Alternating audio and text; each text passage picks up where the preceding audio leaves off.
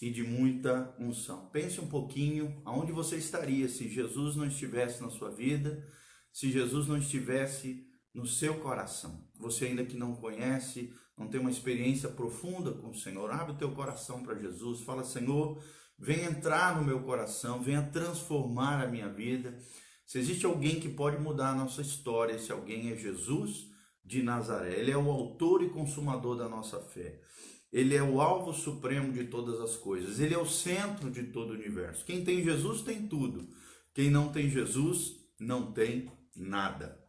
Nós vamos ler hoje juntos a palavra de Deus no Salmo de número 12, né? Nós estamos numa série de vídeos chamado Lições dos Salmos. E nós estamos aprendendo lições valiosas sobre cada salmo da Bíblia Sagrada. Estamos no Salmo de número 12. Se você quiser assistir os demais vídeos que nós já publicamos, já descrevemos, já falamos, você pode entrar no nosso YouTube, youtube.com/prgiovanni. Lá você tem todos os demais salmos com essas lições, com esses princípios valiosos para a nossa vida cristã. Salmo de número 12. Vamos orar.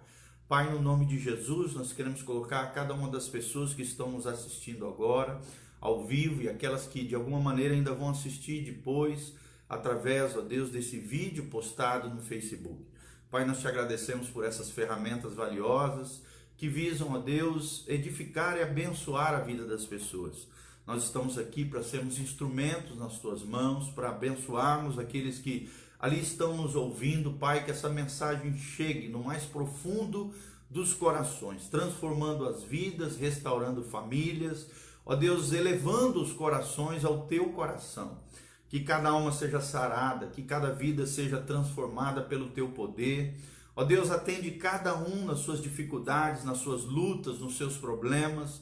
Atende o clamor dos aflitos, Pai. Traz uma resposta, uma solução, Pai, para cada coração que te anseia, que necessita, Pai. O Senhor é abrigo, o Senhor é refúgio com aqueles, ó Deus, que precisam de algo da parte do Senhor. Atende cada clamor, ministra em cada coração, liberta os cativos, cura os enfermos, sara os feridos, mas também fala conosco através da tua palavra, porque a tua palavra nos transforma, a tua palavra nos renova, a tua palavra, ó Deus, é bênção na nossa vida e no nosso coração. Que a tua presença seja perceptível através desse vídeo, ó Deus, tocando as vidas, manifestando a tua graça e a tua glória, gerando as mudanças necessárias que estejam alinhadas com o teu coração, Pai.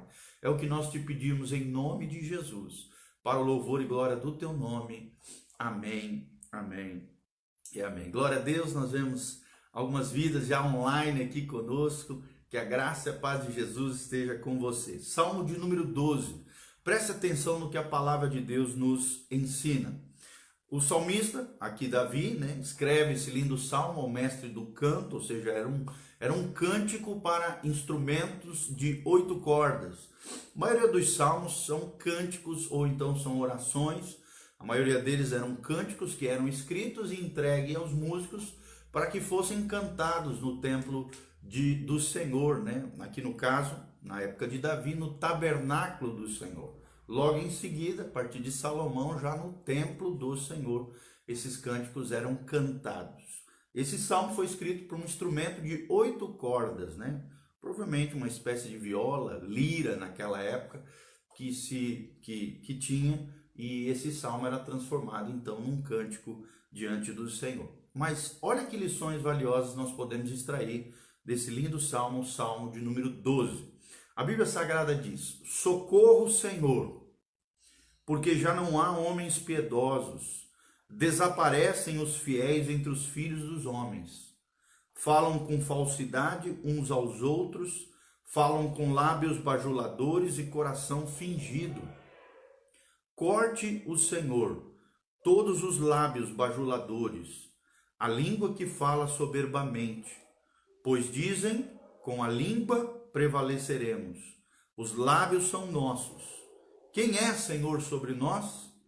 Por causa da opressão dos pobres e do gemido dos necessitados, eu me levantarei agora, diz o Senhor, e porei a salvo a quem por isso suspira. As palavras do Senhor são palavras puras, prata refinada em cadinho de barro, depurada 7 vezes.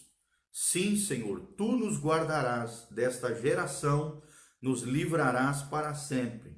Por todos os lugares andam os perversos, quando entre os filhos dos homens a vileza é exaltada. Vileza aqui no sentido de maldade, né? Orgulho, altivez, é exaltada entre os homens. Infelizmente, nós vivemos também nessa geração, uma geração perversa, uma geração infiel, uma geração que tem desprezado a palavra de Deus e as coisas do Senhor.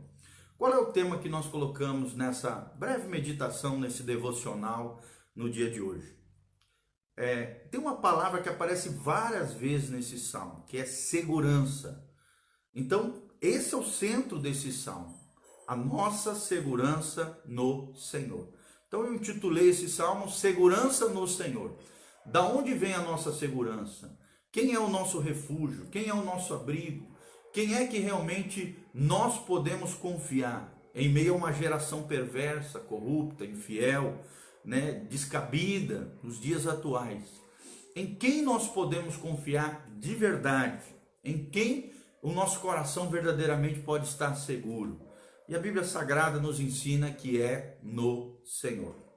Então, a primeira lição que nós aprendemos do Salmo 12 é que o clamor aqui do salmista é que o Senhor nos salve dos infiéis. Que o Senhor nos salve dos infiéis. Aqui o salmista está à procura de homens e mulheres piedosos. Piedade aqui não é só no sentido de misericórdia, de amor, né? Mas no sentido de Deus está procurando homens e mulheres consagrados, homens e mulheres leais a eles, homens e mulheres que realmente levem Deus a sério, que obedeçam a palavra de Deus, que vivam uma vida de fé confiante naquilo que Jesus fez na cruz do Calvário, que confiam nas promessas do Senhor na Bíblia Sagrada. Então o salmista está falando: Senhor, aonde estão os piedosos? Porque o que eu vejo é apenas perversidade, o que eu vejo é apenas uma geração infiel. E aqui o salmista diz que o Senhor me salve, né, dos infiéis. É a primeira lição que nós aprendemos. Por quê? Porque infelizmente, como era na época de Davi, hoje muito mais a fidelidade está escassa. Os leais estão escassos, né? As pessoas que sejam fiéis ao Senhor, e não só ao Senhor, querido, a nossa fidelidade também tem que ser diante das pessoas. Temos que ser amigos leais, amigos fiéis. Temos que ser fiéis aos nossos familiares, temos que ser fiéis nas nossas alianças, nos nossos compromissos, nos nossos relacionamentos. A fidelidade está escassa nos dias de hoje, mas nós seremos piedosos, nós seremos consagrados, nós iremos viver o padrão da Bíblia Sagrada, que é a fidelidade. Infelizmente, hoje também, como era na época de Davi, a desconfiança impera sobre os homens. É interessante isso. Hoje, infelizmente, a desconfiança impera nos relacionamentos. Todo mundo desconfia de todo mundo. Por causa dessa corrupção humana, por causa dessa natureza pecaminosa predominante nos corações. Como é difícil encontrar uma pessoa leal, como é difícil encontrar uma pessoa fiel, como é difícil encontrar alguém com credibilidade. Credibilidade na igreja, credibilidade nos seus relacionamentos, credibilidade na sociedade. Está raro pessoas assim, está escasso, é como ouro, né? Difícil de se achar, mas Deus está à procura dos fiéis. Deus trabalha com os fiéis, Deus trabalha com os leais. Hoje, infelizmente, há muitos mentirosos, né? O salmista fala sobre a língua mentirosa. E tem muita gente que trata a mentira como algo banal, como algo corriqueiro na sua vida, querido. A língua mentirosa, os mentirosos não herdarão o reino dos céus. A Bíblia fala, lá em João, que o pai da mentira é Satanás. Então, quem vive mentindo, quem usa a mentira como artifício para se safar, para se dar bem, para enganar os outros, lembre-se, quem é o pai da mentira? Satanás. Se você vive mentindo, você é filho do inimigo das nossas almas, infelizmente, porque a mentira é algo satânico, é algo trevoso. A mentira tem perna curta. A verdade uma hora vai prevalecer, ela vai vir à tona, Deus vai fazer questão de que a verdade prevaleça. Então aquilo que está escondido na sua vida, se você tem lesado alguém, enganado, tem sido infiel, tem tido uma língua mentirosa, mude de vida, restaure esse aspecto na sua vida e no seu coração, porque os mentirosos não herdarão o reino dos céus. A Bíblia diz, os que tais coisas praticam, não herdarão o reino dos céus. Lá no final de Apocalipse, também numa lista de pecados, a Bíblia fala dos mentirosos como aqueles que serão lançados no lago que arde com fogo e enxofre.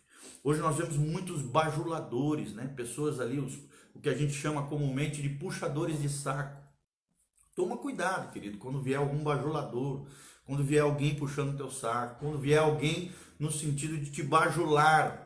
Geralmente esse tipo de pessoa que gosta de bajulação, que gosta, né, de encher a sua bola, de inflar o seu eu, geralmente essas pessoas, como diz o salmista, eles vêm com motivações obscuras, com segundas intenções. Eles tentam se aproximar, mas o coração deles tem segundas intenções, para tirar algo de você, para te lesar em algo, para te enganar com alguma coisa. Tome cuidado com os bajuladores, é o que nos ensina esse salmo. Tome cuidado também com aquele que tem uma língua arrogante, aquela pessoa que é soberba, altiva, orgulhoso, aquela pessoa que se acha, aquela pessoa que tem um ego inflamado, né? um eu absoluto, como já diziam os filósofos, né? O Hegel, um filósofo alemão, ele diz que tem pessoas que são tão, quebram tanto as leis, as regras, ferem as pessoas, desrespeitam a sociedade, de tal maneira, diz Hegel, que se tornam egos absolutos. Ou seja, o seu eu está entronizado e os outros que se lasquem. Ou seja, são línguas arrogantes, são corações altivos, são corações soberbos, que desprezam a Deus, conforme diz o salmista do versículo 1 ao versículo 4. Todo arrogante despreza a Deus. Todo arrogante se acha tão bom que não precisa de Deus. Todo arrogante fere os seus relacionamentos, porque a boca fala do que o coração está cheio. Se o teu coração está cheio de arrogância, de orgulho, de soberba, de altivez, você sempre vai estar pisando os outros, manipulando os outros, ferindo os outros, arrebentando os outros, machucando os outros, porque você vai se achar o bonzão, você vai se achar que você é o perfeito, que você merece tudo, que os outros se lasquem. Então tome cuidado com aquele que tem língua arrogante. Tome cuidado com aquele que despreza a Deus, porque aquele que despreza a Deus não teme a Deus. Aquele que não acredita em Deus não vive debaixo de uma lei moral divina. Quando você destrói a ideia de Deus no seu coração, o que acontece? Se não há Deus, não existe lei moral divina, não existe princípios e valores imutáveis, absolutos, contidos na palavra de Deus. Então eu posso fazer o que eu quiser, na verdade o Deus sou eu. Quando Deus é destruído dentro do meu coração, quando alguém despreza a Deus, não acredita em Deus, ela quer viver a vida do seu jeito. Ela não quer se submeter às leis universais, às leis absolutas do nosso Deus contidas na palavra de Deus. Então tome cuidado com a língua arrogante, com aqueles que se aproximam com motivações obscuras, com os bajuladores, com os mentirosos, que são filhos do pai da mentira, Satanás. Tome cuidado, tenha discernimento nos seus relacionamentos, nas suas amizades. Tome cuidado com relações tóxicas. Que o Senhor nos salve dos infiéis. É a primeira lição que nós aprendemos nesse lindo salmo, o salmo de número 12. Qual é a segunda lição que nós vamos aprender hoje? Vai do versículo 5 até o final desse lindo salmo. Nós aprendemos a segunda lição que eu quero te ensinar no dia de hoje. Que sejamos fiéis ao Senhor e à sua causa. Eu vou repetir. Segunda lição que nós aprendemos nesse salmo é que sejamos fiéis ao Senhor e à sua causa. Ao mesmo tempo que o primeiro ponto nos ensina que o Senhor nos salve dos infiéis, que nós não sejamos os desleais, os infiéis ao Senhor e às pessoas, a segunda lição nos ensina que sejamos fiéis ao Senhor e à sua causa, a partir do versículo 5. A Bíblia coloca que Deus se levanta para proteger os pobres e os oprimidos. que nós não sejamos aqueles que oprimem os pobres, aqueles que produzem injustiça na vida de outras pessoas. Esses são os infiéis, esses são os desleais, esses são aqueles que têm língua arrogante e desprezam a Deus. E lembre-se, quando você oprime o pobre, quando você produz injustiça contra outros, quando você puxa o tapete de outros, quando você avacalha com outros, quando você de alguma maneira prejudica os outros, Deus se levanta para defender aquele que é oprimido, aquele que é pobre, aquele que de alguma maneira sofreu alguma injustiça. A Bíblia diz, Deus resiste aos soberbos, porém dá graça aos humildes. Quem é que aflige o pobre? Quem é que produz injustiça? É o soberbo. Deus resiste, Deus não basta, Deus bate de frente com aquele que é arrogante, com aquele que é soberbo, com aquele que é altivo. Então, que nós estejamos na causa de Deus, nós estejamos do lado do pobre, do lado do injustiçado, do lado do oprimido, e não com os poderosos dessa terra. Que tenhamos um coração misericordioso, um coração justo, um coração piedoso, um coração generoso com aqueles que sofrem. E hoje nós estamos vivendo um tempo mais do que nunca, onde muitos estão sofrendo, onde muitas famílias estão padecendo, em meio a essa pandemia, em meio a toda essa situação. Precisamos exercer um coração misericordioso, um coração generoso. Que a nossa confiança, que a nossa segurança esteja em Deus, é outra coisa que nós aprendemos nesse lindo salmo. Por isso o título que eu dei a esse salmo, segurança é no Senhor. Segurança é no Senhor. Olha o que diz a Bíblia, eu lhes darei a segurança, diz o Senhor. Se você quer ter um coração seguro, se você quer ter uma família segura, se você quer ter os seus negócios em segurança, coloque Deus em primeiro lugar. Eu lhe serei a segurança, diz o Senhor. É nele que o nosso coração tem que estar confiante. Quando confiamos em nós mesmos, no nosso braço forte, nós estamos perdidos. A Bíblia diz, maldito o homem que confia no homem e faz dele o seu braço forte. Ou seja, a Bíblia não está dizendo que nós não podemos confiar em pessoas. A Bíblia está dizendo que nós não podemos confiar no nosso braço forte, no nosso patrimônio, nas nossas riquezas, na nossa conta bancária gorda. Não. Nós temos que confiar no Senhor. É o Senhor quem é a nossa esperança. Eu lhes darei a segurança, diz o Senhor. Que a nossa alma esteja ancorada na rocha eterna, que é Jesus de Nazaré. Que a sua alma, o seu coração esteja ancorado como uma âncora segura, como diz lá em Hebreus. Que a nossa alma esteja como uma âncora segura na rocha eterna da nossa salvação, que é Jesus de Nazaré. Que possamos apreciar também, que possamos nos deleitar todas as manhãs na pureza da palavra de Deus. O salmista fala sobre isso, que a palavra de Deus é pura. Que possamos nos deleitar nessa... A palavra de Deus é comparada a uma água, né? Quem já foi aqui no meio de um mato, lá andando pela floresta, de repente encontra uma fonte de água límpida, transparente, onde você se agacha, coloca a sua mãozinha e bebe aquela água gostosa. Geralmente, né, as águas de mina, dessas fontes, no meio das matas, é uma água transparente, límpida e geladinha, gostosa, saborosa. Assim tem que ser a palavra de Deus. Nós temos que apreciá-la. Nós temos que nos deleitar nela. Bem-aventurado o homem que medita na lei do Senhor de dia e de noite. É como uma árvore frondosa plantada junto aos ribeiros da água, diz a Bíblia Sagrada no Salmo 1. Né? Que dá o seu fruto ao seu tempo, cujas folhas não murcham, e tudo o que ele fizer prosperará.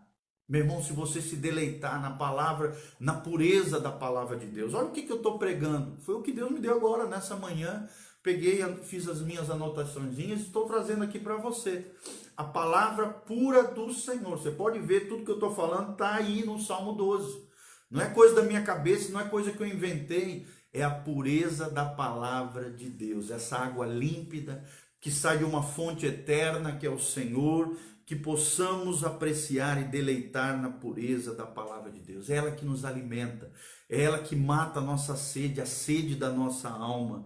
Só Deus também pode nos refinar. O salmista fala de sermos refinados como o ouro 7 vezes.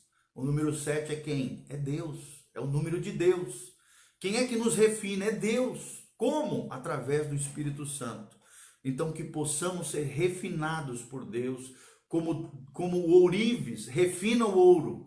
E quando passa o ouro, né, a pedra ali do ouro, pelo fogo, todas as impurezas são separadas e fica apenas o ouro puríssimo, que brilha, cintilante. Se você quer brilhar para Deus, se você quer realmente exalar o perfume de Cristo, que você deixe que o fogo do Espírito Santo queime o seu coração, tire do seu coração, da sua alma, da sua vida, todas as impurezas, tudo aquilo que te atrapalha de caminhar com Deus, tudo aquilo que de alguma maneira estorva o teu caminhar com Deus, que possamos ser refinados 7 vezes, se necessário for, pelo fogo do Espírito Santo de Deus, como diz o salmista. Só Deus pode nos proteger dos infiéis, dos desleais, dos homens maus. Só Deus. Lembre-se como começa esse salmo. Salva-nos, ó Deus, dos infiéis, dos desleais.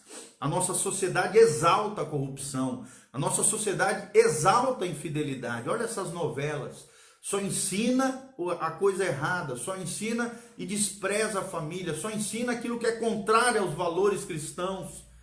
A nossa sociedade exalta a soberba, a altivez, a arrogância, a corrupção, a infidelidade, o se dar bem.